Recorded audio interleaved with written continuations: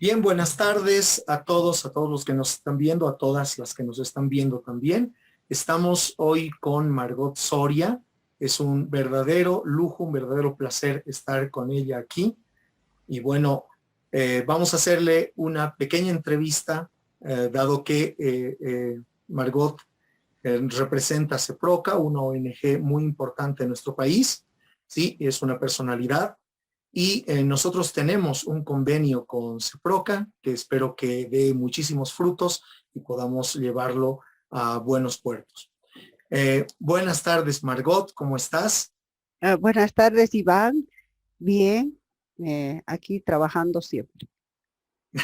Qué gusto tenerte. Bueno, les voy a dar a todos los amigos y amigas algunos pequeños datos de Margot, porque dar todo su currículum sería realmente extenso, ¿no? Es una académica muy importante en nuestro país y yo estoy seguro que muchas de las personas que están en el ámbito de las ciencias sociales y en otros ámbitos también la conocen muchísimo, ¿sí? Margot Soria ha nacido en la ciudad de La Paz, es paseña, ¿sí? Es fundadora del Partido Verde. Creo que Margot lo fundaron el 2006, 2005, por esas fechas más o menos, ¿no? 2007, 2007. 2007, 2007. Sí, hemos fundado el Partido Verde Ecologista de Bolivia.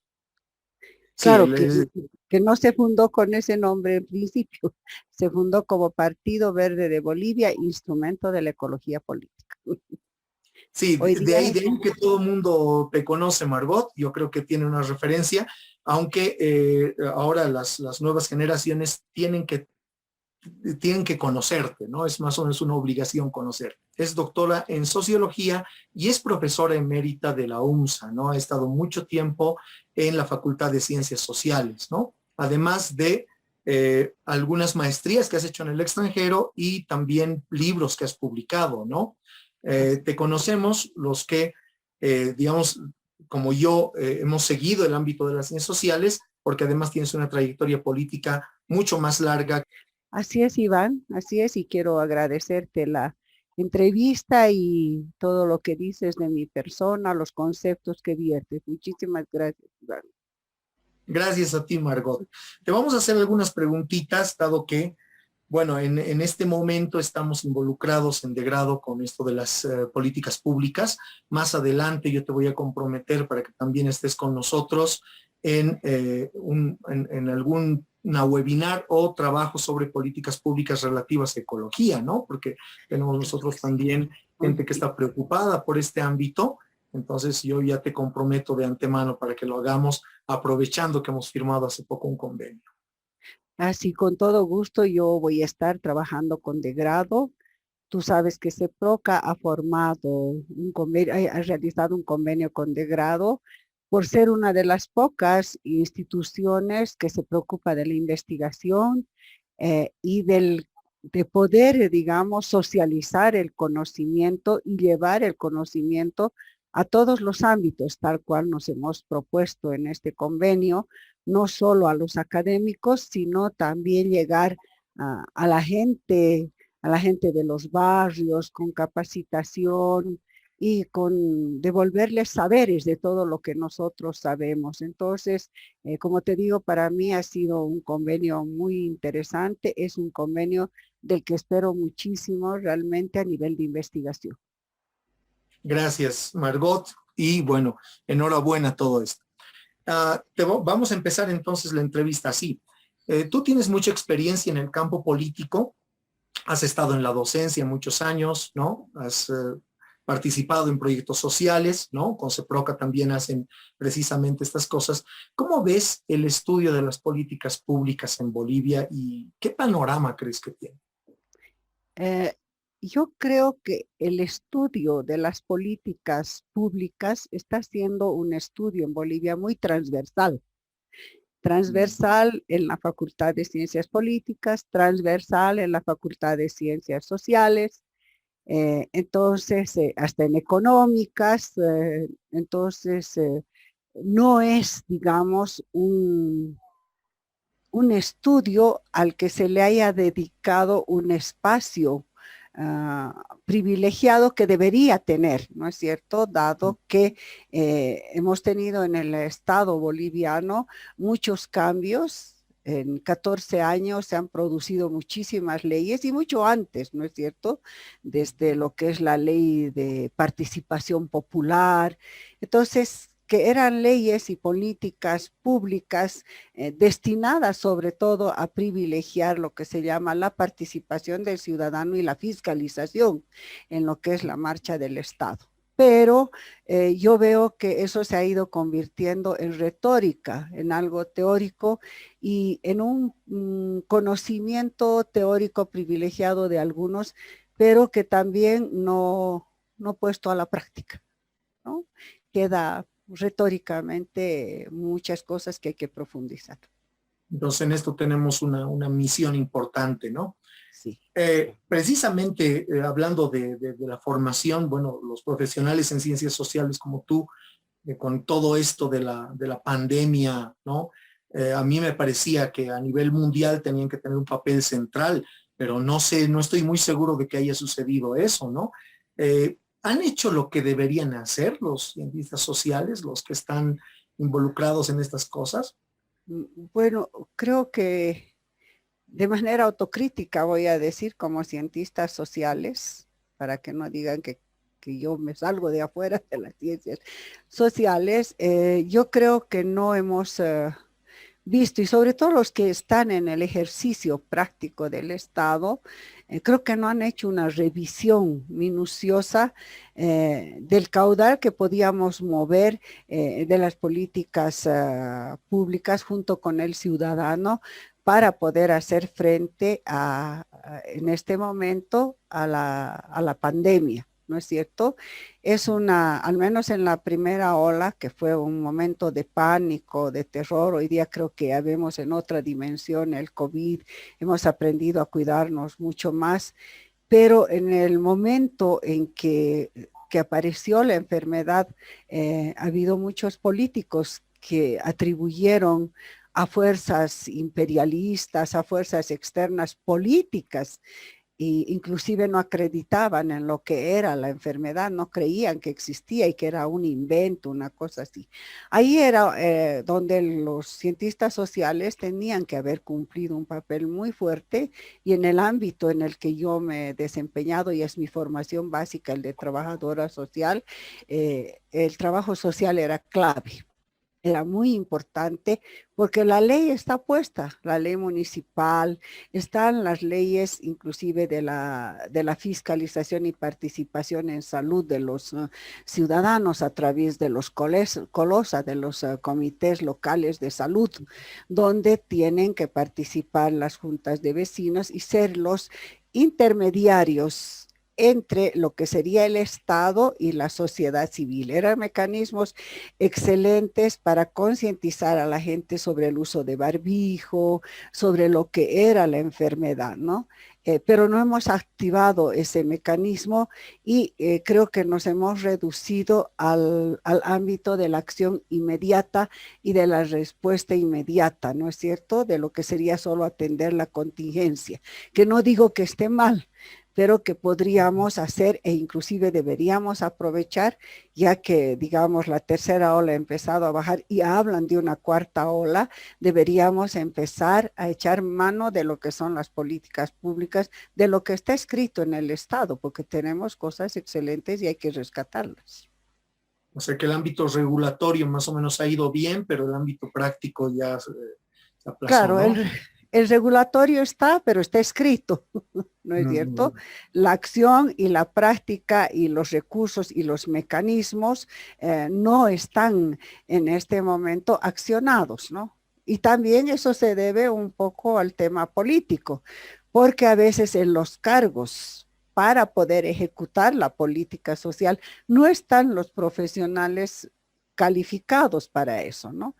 No, yo no tengo miedo de decir, sabemos que muchos cargos son más bien de favor político que de meritocracia.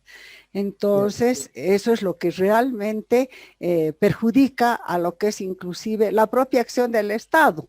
Entonces es como si el propio Estado en esa su acción se pusiera la zancadilla, cuando puede accionar profesionales competentes para que la respuesta como Estado inclusive sea mucho más eficiente. Gracias. Cierto, yo escuchaba una cosa que me llamó la atención, ¿no? Porque creo que este juego político ha sido mundial, ¿no? Mundial, en muchos estados se ha hecho eso, se ha privilegiado la política a la humanidad, al humanismo, al cuidado de la persona y todo eso. Escuchaba al presidente de Serbia que dijo una cosa interesante porque ellos están aspirando a entrar a la Unión Europea, ¿no? Y le preguntan por qué ha comprado la vacuna Sputnik, ¿no? De los rusos, sí, el FDA de Europa todavía no había dado la directiva.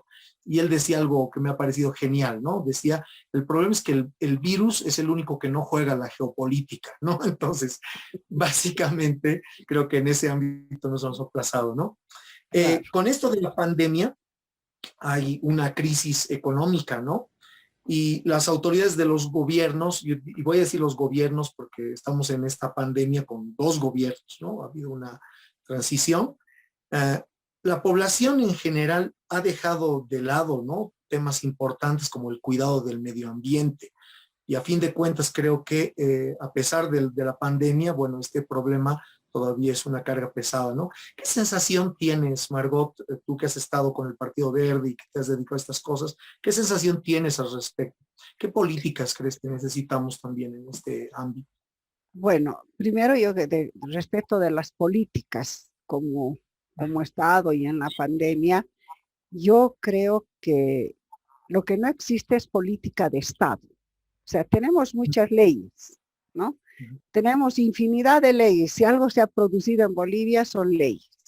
Pero también hay que decir que estas leyes no vienen de los iluminados del gobierno, sino que responden a una serie de convenios internacionales que están conducidos por el PNUD, que están conducidos por la OMS, que están conducidos por la ONU. Entonces, hay convenios internacionales a los que pertenecemos y los que nos han permitido construir leyes con asesoramiento, con apoyo económico en el país, y se ha puesto en la Constitución cosas muy interesantes y existen leyes muy interesantes. Yo digo que no es política de Estado. ¿Por qué? Porque si bien existe la ley, el Estado no ha visto ni ha jerarquizado qué políticas son las más importantes dentro de esto, ¿no? Y una de las políticas que habíamos visto que no había sido nada importante para el Estado es salud, porque la primera ola nos ha agarrado realmente todos huérfanos en estructura, en recursos, no teníamos terapias intensivas. Bueno, ahora ya escucho de que exigen plantas de oxígeno que se están elaborando.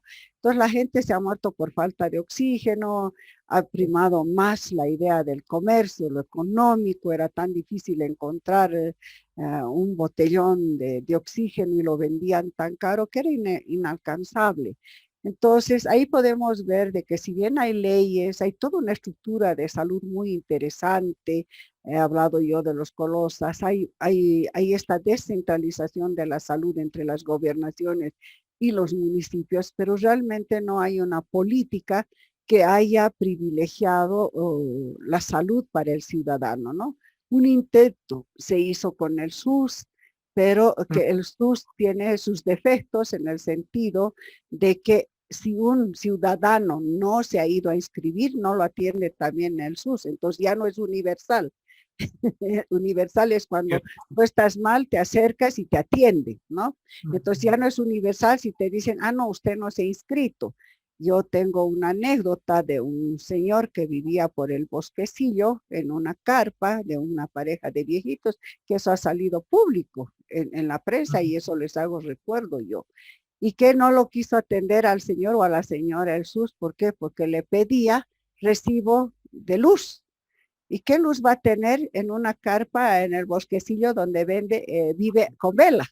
Entonces, imagínate realmente, por eso te digo que no es política de Estado, no existen los protocolos de atención a todos los ciudadanos sin discriminación, porque eso ya es un acto de discriminación, por ejemplo, ¿no?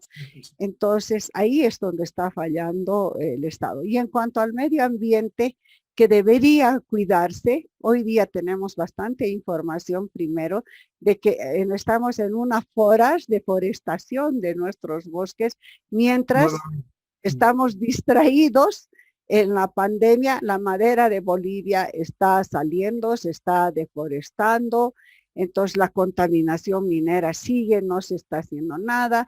Los hermanos del TIBNIS en este momento están realmente en emergencia, Tariquía está en emergencia, entonces realmente hay una cosa escrita y hay una opción diferente del Estado, ¿no? Se está privilegiando, entre comillas, lo económico, solo que hace muchos años ya se privilegia, dicen, lo económico y la modernidad, pero eso no se ve como resultados realmente en el país.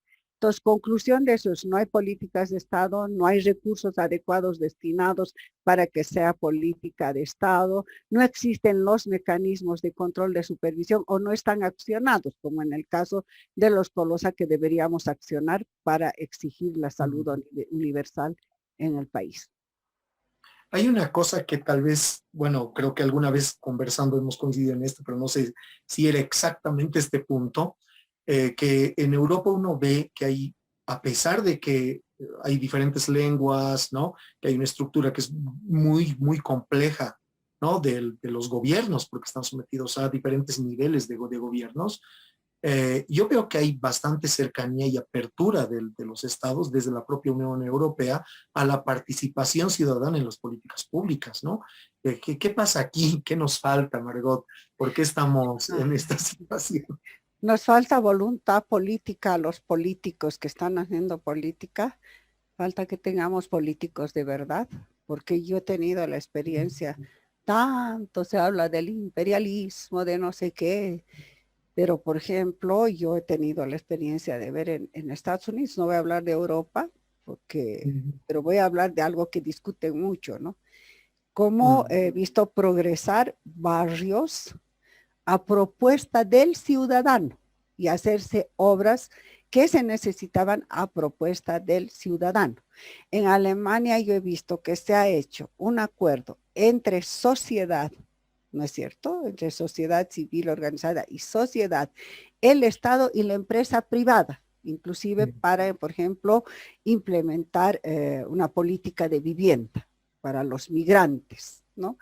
Entonces, aquí lo que nos falta es voluntad política y por favor que se robe menos en el Estado, porque todo lo que se está viendo hoy día y se oye de denuncias, sea quien sea, parece que pelean por entrar al Estado, no con un plan, con una improvisación, sino entran porque, bueno, quieren, no sé, ver su billetera primero, ¿no? Y en este caso hay muchas medidas que tal vez los ciudadanos ya deberíamos exigir, ¿no? Deberíamos exigir. Yo digo, por ejemplo, yo he tenido la oportunidad de vivir en Cuba y aquí se dice muy socialistas y hablan mucho del modelo cubano. Yo le pediría al gobierno que haga lo que hace el Parlamento, que el Parlamento se forme como se forma en Cuba. En Cuba, los parlamentarios, cuando yo he estado, eran elegidos en las fábricas, en los barrios, digamos, en las empresas, e iban a sesionar al parlamento, pero lo que ganaban era su sueldo de la empresa o de donde pertenecían. Ah, yo quiero verlos trabajar a los parlamentarios así, tan socialistas que son, ¿no?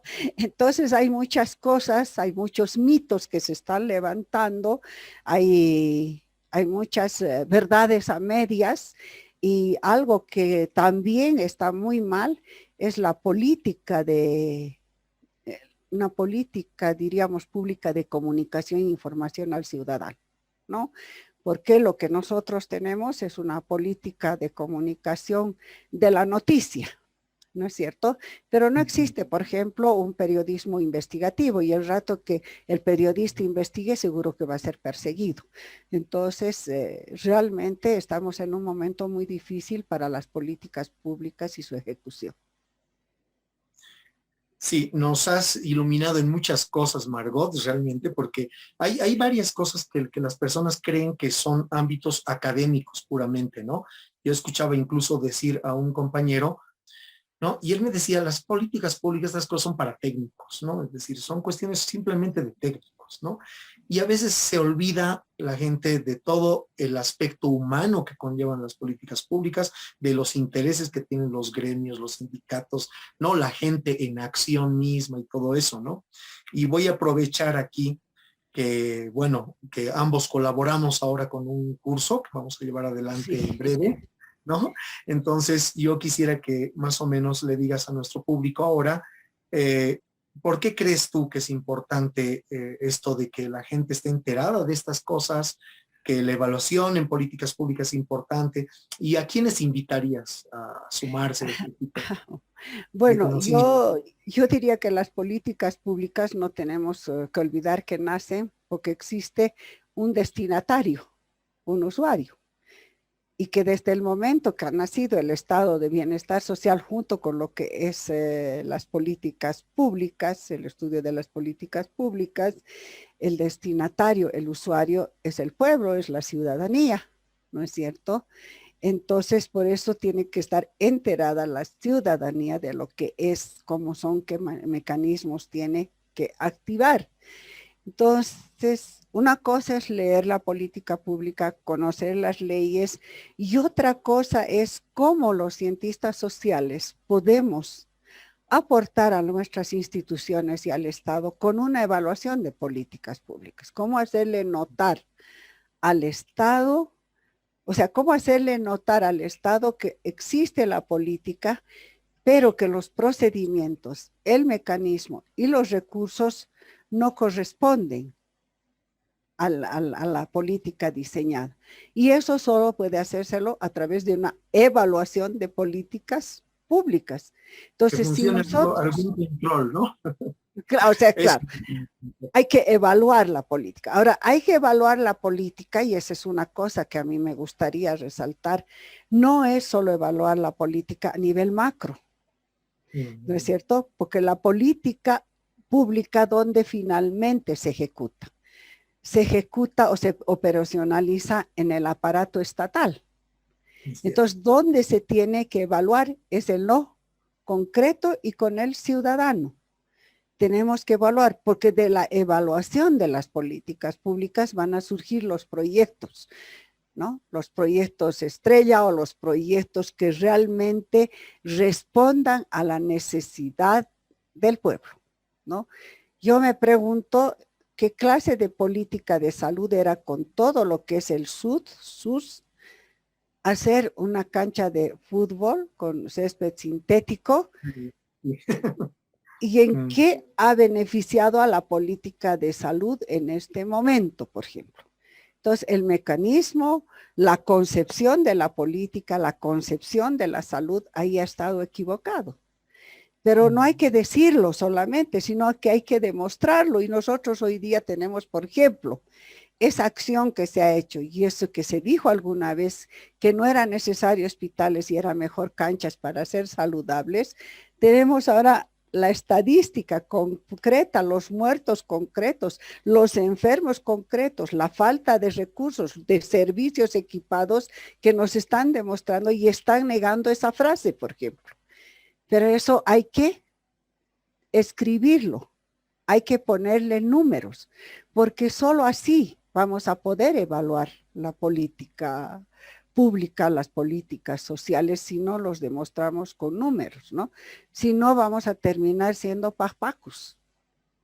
¿Sabes tú qué es un papaco, no ves? Sí, sí.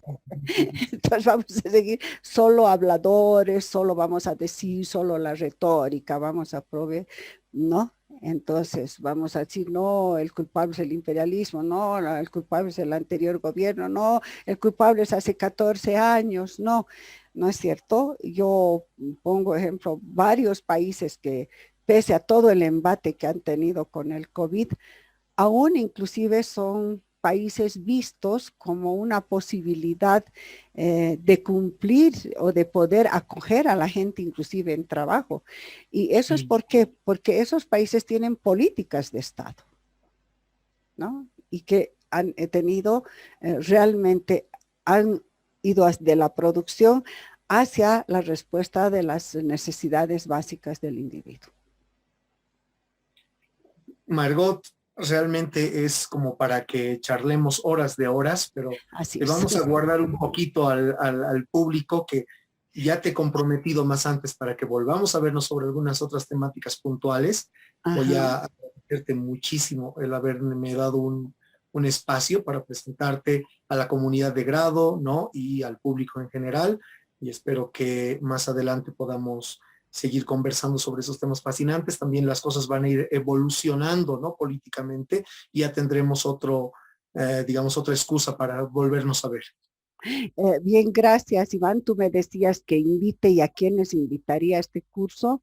Yo invitaría a cientistas sociales, invitaría a profesionales del derecho e invitaría a profesionales médicos de la medicina y a los politólogos realmente porque las políticas sociales o políticas públicas, como te he dicho, son transversales a todo nuestro accionar como profesionales, porque todas las profesionales están en función al individuo, ¿no? Entonces, Sí, sí, porque hay algunas profesiones que se consideran ajenas a este tipo de temáticas, ¿no? Entonces, vale toda la invitación que les has hecho y bueno, yo te vuelvo a agradecer otra vez por participar en esta entrevista, por el convenio que hemos realizado, por los cursos que vamos a hacer, ¿sí? Enhorabuena para todo, ¿no?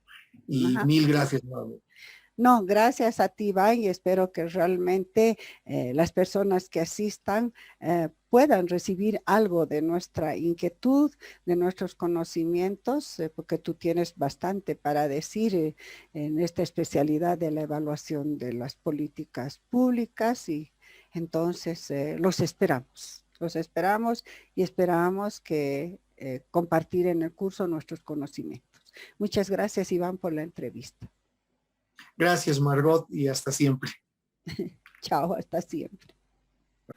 Y esa fue la entrevista de la semana. No te olvides visitar nuestras redes, seguirnos, darle like y hacer comentarios.